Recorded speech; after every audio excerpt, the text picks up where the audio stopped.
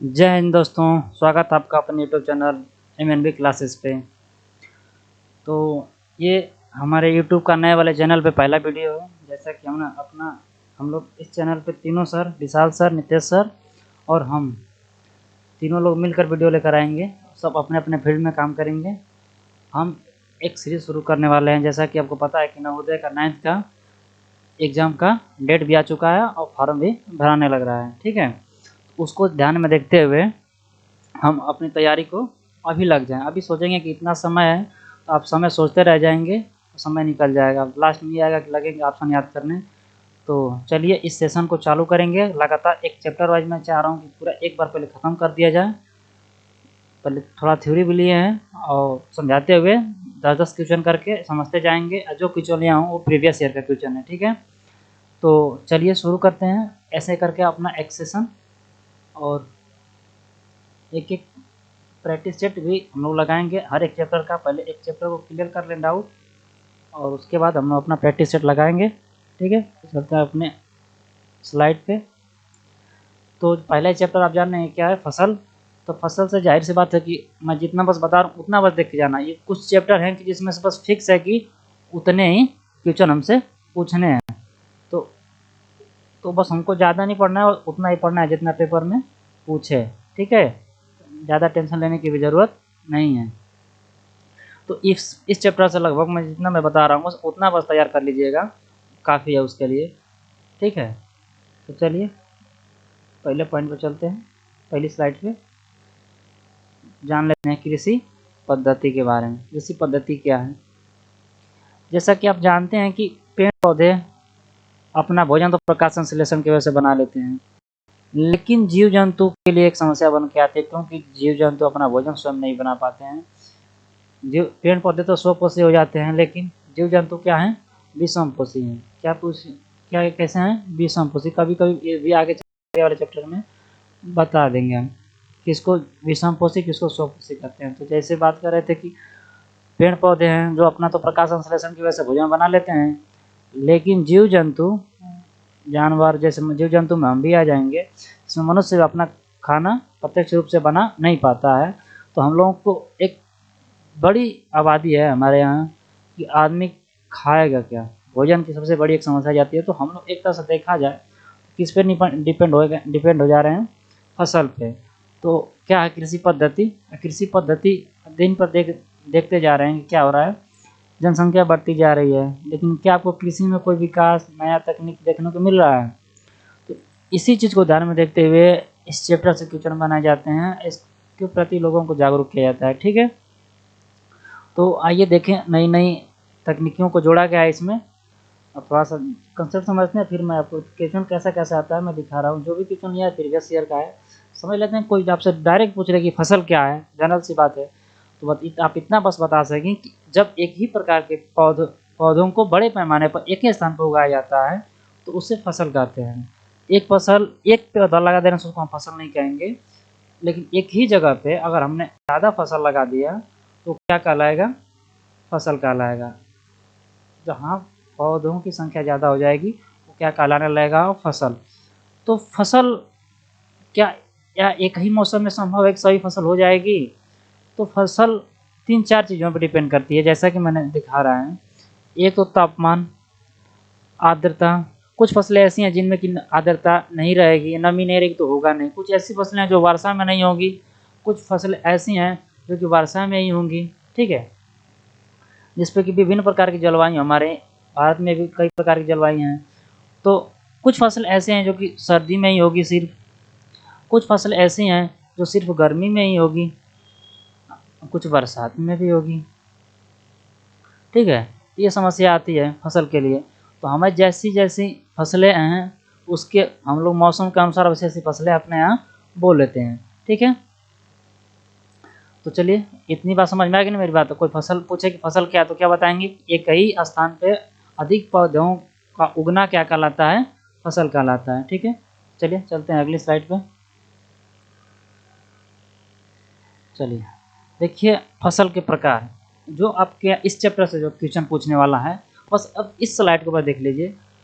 मैं जितना बस बता रहा हूँ उतना बस ध्यान दीजिए, बस इस स्लाइड को बस देख लीजिए। बस इस स्लाइड से जो भी क्वेश्चन पूछेगा इस चैप्टर से, ज़्यादातर 90% चांस है इसी चैप्टर से, इस चैप्टर से जो क्वेश्चन बनता है यहीं से बनता है। ठीक है, आइए समझ लेते हैं कि फसल तो पहले कितने प्रकार की होती है? 3। फसल कितने प्रकार की? 3। पहली फसल खरीफ की फसल, याद रखो एकदम यहीं पे एकदम रट्टा मार दीजिए। जैसे हम कोचिंग में तैयार कराते हैं एकदम क्लास में ही सब याद करा देते हैं बच्चे को, एक बार उसी चीज़ घर जाके पढ़ने की जरूरत नहीं है, अपना रिवीजन बाद में करता रहे। वे फसल जो वर्षा ऋतु में, अर्थात वर्षा कब होती है? जून से सितंबर तक में बोई जाती है। इन फसलों जो वर्षा ऋतु में बोई जाती है, जून से सितंबर के महीने में बोई जाती है, उस फसल को क्या कहते हैं? खरीफ की फसल। तो देखिए यहाँ से 3 तरह से क्वेश्चन बना सकता है। एक तो पूछेगा कि रबी की फसल में कौन कौन फसलें बोई जाती हैं, तो आपको एग्जाम्पल याद रखिए। इसी जैसे इस समय जो चल रहा है धान की खेती, वो क्या है? खरीफ की फसल है। इसी समय मक्का भी बोया जाता है, इसी समय सोयाबीन भी बोया जाता है, इसी समय मूंगफली भी बोया जाता है, इसी समय कपास भी बोया जाता है।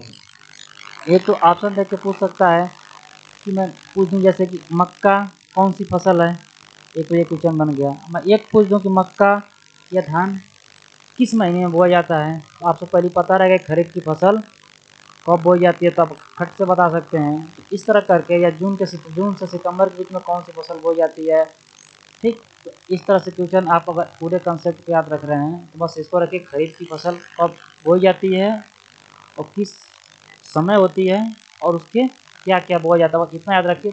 जैसे घुमाएगा वैसे आप बना लेंगे, ठीक है। उसी तरह दूसरी फसल कौन सी है? रबी की फसल। कौन सी? रबी की फसल। तो रबी की फसल कब बोई जाती है? तो सीधा से याद रखिए कि रबी की फसल शीत, देखिए खरीफ की फसल में आप हमेशा धान को एग्जाम्पल में रखिएगा, किसको? धान को। और शीत ऋतु में किसको? गेहूँ को। क्योंकि आपको याद होगा कि गेहूँ शीत ऋतु में होता है, क्योंकि जिस समय शीतलहर आती है तो आप देखते होंगे उसके ऊपर उस समय छोटा छोटा रहता है। अभी कितना रहता है? छोटा छोटा रहता है। तो इससे याद रखिए, ये कब हो जाएगा? अक्टूबर से मार्च। इसका समय याद रखिएगा, अक्टूबर से मार्च। रबी की फसल कब हो जाएगी? अक्टूबर से मार्च तक। तो इसका या तो अब क्या पूछेगा कि रबी की फसल का उदाहरण देख लेते हैं। गेहूँ, मैंने बताया गेहूँ, चना, मटर, सरसों और अलसी। तो मैं ऐसे पूछूं कि चना की खेती कब की जाती है, तो तुरंत आपको याद है कि चना की फसल किस में आएगी? रबी की फसल। एक क्वेश्चन यहाँ तैयार हो गया। और अगली बात कब बोई जाती है, तो अक्टूबर से मार्च, क्योंकि अक्टूबर से मार्च के बीच में कौन सी फसल बोई जाती है? रबी की फसल बोई जाती है, ठीक है। और सरसों भी को याद रखिए साथ साथ में, क्योंकि गेहूँ के साथ ही क्या बोया जाता है? सरसों उसके कोने कोने छीट दिया जाता है, ठीक है। तो आए अगली फसल जायद की फसल। तीसरी फसल कौन सी है? जायद की फसल। तो ये कब बोई जाती है? तो इसको बोलता है कभी कभी कि ग्रीष्मकालीन फसलें। ग्रीष्मकालीन फसल यानी गर्मी में जो फसलें बोई जाती हैं उस फसल को क्या बोलते हैं? ग्रीष्मकालीन या जायद की फसलें। इनमें ज़्यादा समय नहीं लगता है। वे फसलें जो ग्रीष्म ऋतु में उगाई जाती हैं जायद की फसलें कहते हैं। या तो इसकी परिभाषा याद रखें, जो गर्मी में फसलें बोई जाती है, तो गर्मी में आप अगर गाँव से बिलोंग किए तो जानते ही होंगे कि गर्मी में कौन कौन सी फसल बोई जाती है। तो जैसे मैं अपने गर्मी के समय देखे कोई फसल और कोई लंबी फसल नहीं बोई जाती है, खरबूजा, तरबूजा और खीरा। वैसी ऐसी ठंडी में गर्मी में ही हम लोग क्या खाते हैं? खीरा, ठीक है। तो याद रखेंगे, इससे याद रहेगा कि तरबूज, खरबूज ये सब किस में आएगा? जायद की फसल में। ये ज़्यादा लंबी फसलें नहीं होती है।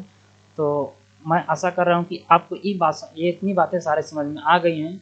तो इससे जितना क्वेश्चन बनता है चैप्टर से, मैंने बताया कि 90% कितना क्वेश्चन बनता है इसी, बस इतने से ही बनता है फसल वाले चैप्टर से, ठीक है। तो इस कंसेप्ट को याद रखिएगा। चलिए आपको क्वेश्चन कुछ करके दिखाते हैं। बाकी जो क्वेश्चन है जनरल उठाएंगे तो आप उसको कर लेंगे, उसका टेंशन न लीजिए, ठीक। बस इसमें कंफ्यूज मत होइए। चलिए पहला क्वेश्चन है, देखिए जो भी क्वेश्चन इस समय जो मैं करा रहा हूँ सेशन में, वो नवोदय विद्यालय के में पहले पूछे गए हैं 2007 से 21 के बीच में।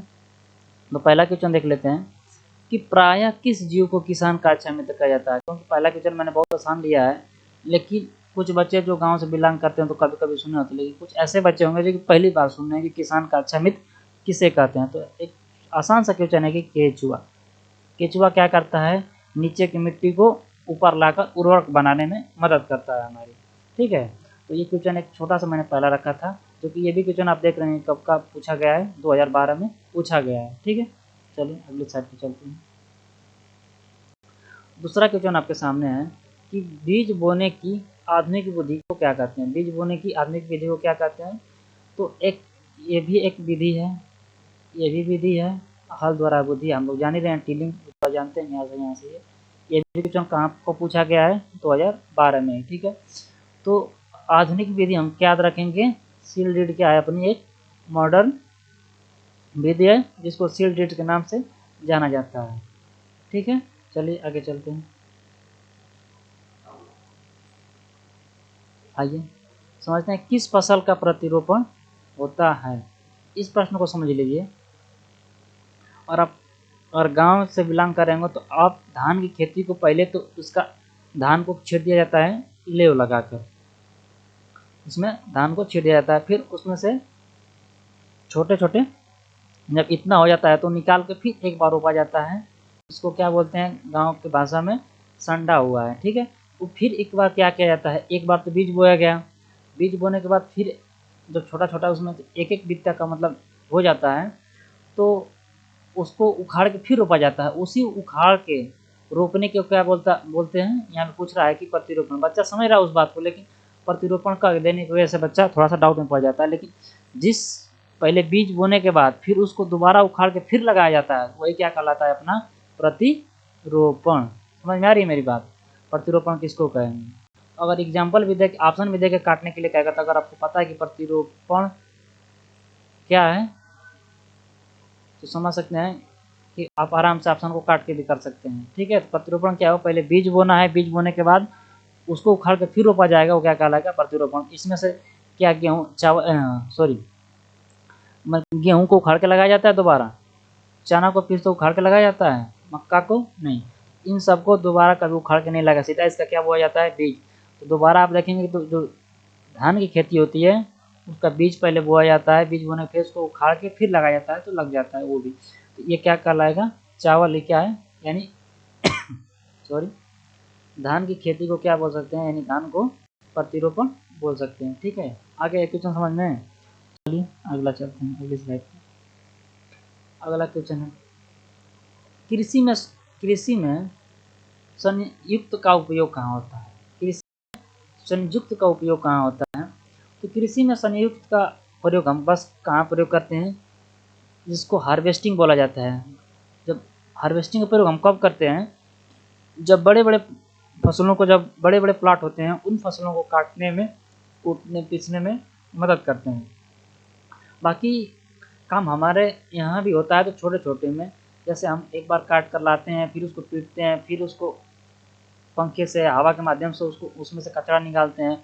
लेकिन ये जो भी है ना हार्वेस्टिंग में, इसमें सिर्फ सब काम एक ही में हो जाता है। इसको बोल रहा है संयुक्त विधि, मतलब सब कुछ मिला के एक ही में कैसे निकल जाएगा। तो संयुक्त विधि क्या है, हार्वेस्टिंग है। क्या है, हार्वेस्टिंग, याद रहेगा ना। चलिए चलते हैं दूसरे।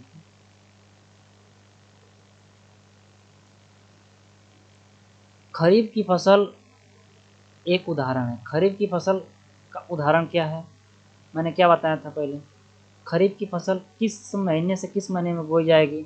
अगर आपको उसका डेट याद रहेगा तो आराम से कर सकते हैं। तो इसका यहाँ से क्वेश्चन पूछ सकता है, या पूछ सकता था कि खरीफ की फसल कब बोई जाती है। ठीक है, किस महीने बोई जाती है।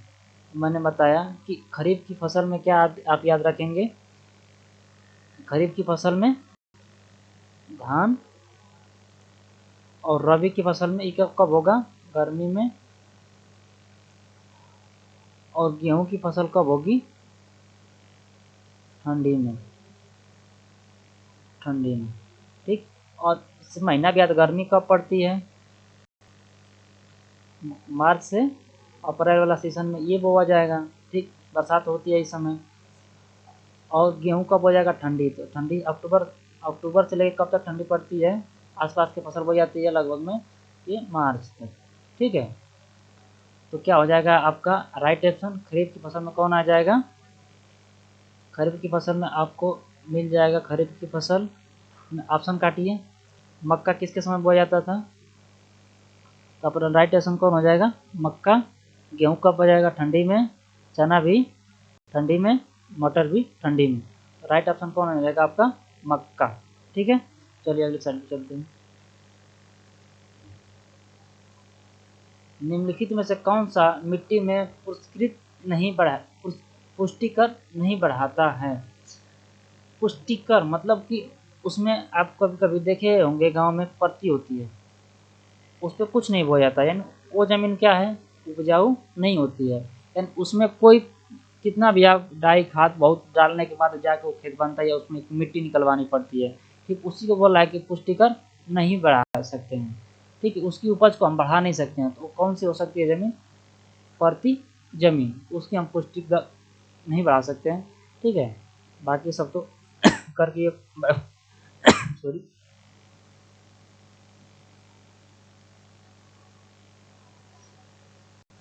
चलिए अगला क्वेश्चन देखते हैं। बड़े भूखंडों को खेती करने के लिए साफ करने का पर पर्यावरण पर निम्न प्रभाव पड़ता है। तो बताइए कि भूखंडों को साफ करने में, साफ सफाई करने में क्या पर्यावरण प्रभाव पड़ता है? आप यदि पेड़ पौधों की सफाई करेंगे तो जाहिर सी बात है कि क्या होगा, मृदा संरक्षण होगा? नहीं, मृदा अपरदन होगा। मिट्टी कब रुकती है? या तो आप वहाँ पे घास फूस लगा पेड़ पौधों के सपोर्ट से मिट्टी रुकी रहती है। ठीक है, उसी को बोल रहा है कि अगर हम साफ सफाई कर दें भूखंडों को तो क्या होगा, बस एक ही संभावना है, मिट्टी अपरदन होने की, क्योंकि बारिश होगी मिट्टी को बहा के लेके चली जाएगी। ठीक है, देखिए ऐसे ऐसे ये क्वेश्चन का पूछा गया है जवाहर नवोदय विद्यालय में 2022 में। ठीक है, चलिए मक्का उगाने के लिए निम्न में से कौन सी एक अनिवार्य शर्त नहीं है? ध्यान देखिएगा, यहीं से क्वेश्चन पूछ रहा है कि नहीं है। तो आर्द्रता उगाने में, मक्का उगाने के लिए क्या नहीं चाहिए?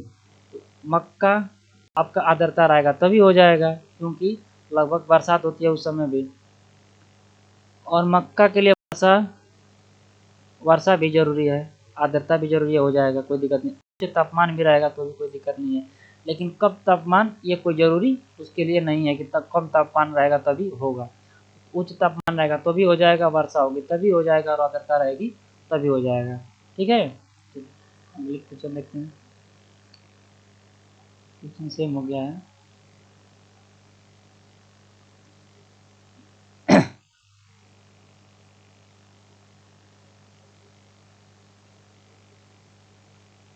आइए अगला क्वेश्चन देखते हैं। फसलों की खेती के लिए जंगल के बड़े पैच के बंद होने के कारण हो सकते हैं। पैच, फसलों के बड़े जंगलों के पैच होने के बंद के कारण क्या हो सकते हैं? तो आपके अनुसार इस क्वेश्चन को समझिए पहले। फसलों की खेती के लिए जंगलों के बड़े पैच के बंद होने के कारण हो सकते हैं। ठीक है, थोड़ा सा हो सकते हैं, तो क्या क्या हो सकता है?